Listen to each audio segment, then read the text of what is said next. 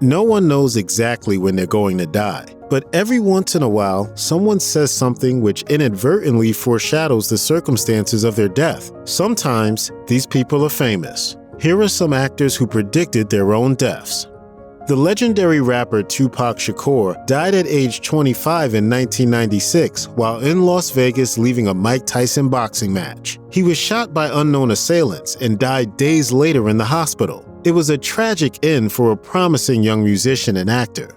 Tupac envisioned his death many times. His songs frequently had morbid lyrics about death and gun violence, and he used a lot of the same imagery in album art and music videos. Calling these predictions might be exaggerating. Tupac knew he lived a dangerous lifestyle, and gun violence is sadly a common way for people involved with gangs to go out. Still, many people believe he did predict his own death, to the point where there's a whole weird subculture of people thinking that Shakur coded messages into his own works that indicated he planned to fake his own death. But perhaps the eeriest coincidence involves his final music video, I Ain't Mad at Ya, filmed a month before his death. In the video, Tupac is shot numerous times outside of an event and then dies in an ambulance on the way to the hospital. In real life, Tupac died several days after being shot.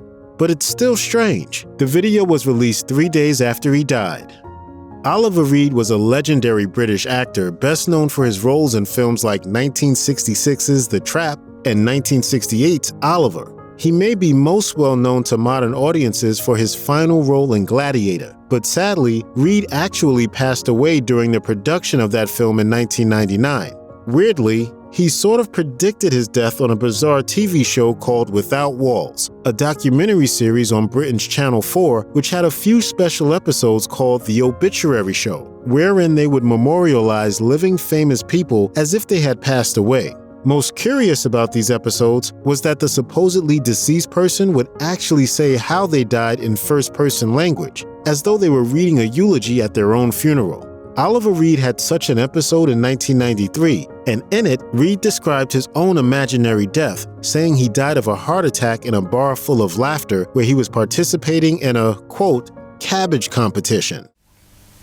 And I was very confident that for once I was going to win this vegetable competition. It's unclear just what a cabbage competition is, but just 6 years later, Reed died in a bar in Malta, where he had been filming Gladiator, of a heart attack. And it was indeed during a competition.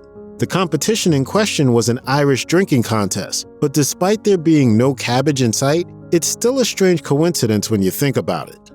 James Dean was Hollywood's original bad boy. His hobbies included acting and driving cars very fast. Naturally, it was the latter that eventually took his life. On September 30th, 1955, Dean was driving his Porsche 550 Spyder from Los Angeles to Salinas, California, when a man named Donald Turnipseed turned left out of an intersection. Dean, who was speeding, was unable to stop in time and crashed into Turnipseed's vehicle. Turnipseed and Dean's passenger both survived with minor injuries, but James Dean himself was killed by the impact. There's also a famous Hollywood story about this crash. On September 23rd, exactly 1 week before Dean's death, Sir Alec Guinness, best known to audiences today as Obi-Wan Kenobi, said he encountered Dean outside of a restaurant in Hollywood. When Dean showed his new car off to Guinness, he took one look at it and told Dean that he'd be dead within a week if he drove that car. But what's less known is that Dean predicted his death himself as well. In an interview filmed earlier in 1955, Dean talked about his drag racing hobby and was asked about driving too fast on highways. Dean claimed he had no urge to speed on the highway, which was obviously false, and said that it was dangerous because you couldn't know what other drivers might do. He said as a result, he had to be extra cautious driving on the highway, and urged others to be careful too. Take it easy driving. The life you might save might be mine. Martial arts master and action film superstar Bruce Lee passed away unexpectedly at age 32 on July 20th, 1973, of a cerebral edema, exacerbated by a bad reaction to some medicine Lee had taken earlier that same day. The world and Lee's family were shocked. His son Brandon, only 8 years old, was deeply affected by his death, so much so that he apparently believed his family was cursed. According to Celebrity Ghosts and Notorious Hauntings by Mary D. Jones, Brandon believed his grandfather, Bruce's father, had been cursed after a business deal went bad, and that meant that his descendants were destined to live short lives. It had come true for his father, and Brandon felt he was next. According to his former girlfriend, Shannon Bradley Colleary, he once told her he thought he'd die even younger than his father. This came true on March 31, 1993, when Brandon Lee was killed in an on-set accident while filming The Crow. He was accidentally shot after a prop mix-up. He was 28. While this is creepy enough on its own, it gets even weirder when you consider that his father's final movie, Game of Death, had to be changed after Bruce Lee's death. To explain his character being taken over by another actor, Lee's character fakes his own death after an assassin swaps out a fake bullet for a real one on a movie set.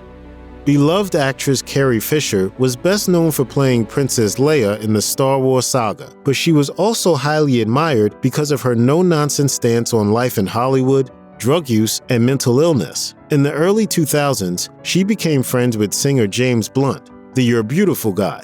He and Fisher were such good friends that he actually moved in with her for several months while he recorded an album at a studio near her house. Sadly, Fisher passed away on December 27, 2016, at the age of 60. She had been in intensive care for several days after suffering a medical emergency on a flight from London to Los Angeles. Fans worldwide were devastated. But a few months after her passing, James Blunt had a very unsettling story to tell. According to Blunt, when he was staying in Fisher's house, she displayed some of her trademark dark humor by putting a cardboard cutout of herself as Princess Leia outside of his bedroom with her date of birth and a seemingly random date of death written on the cutout's forehead. While Blunt couldn't remember the exact date she had written there, he did recall that it ended up being very close to her actual death date. Blunt remembered because he thought it was too soon, which it absolutely was.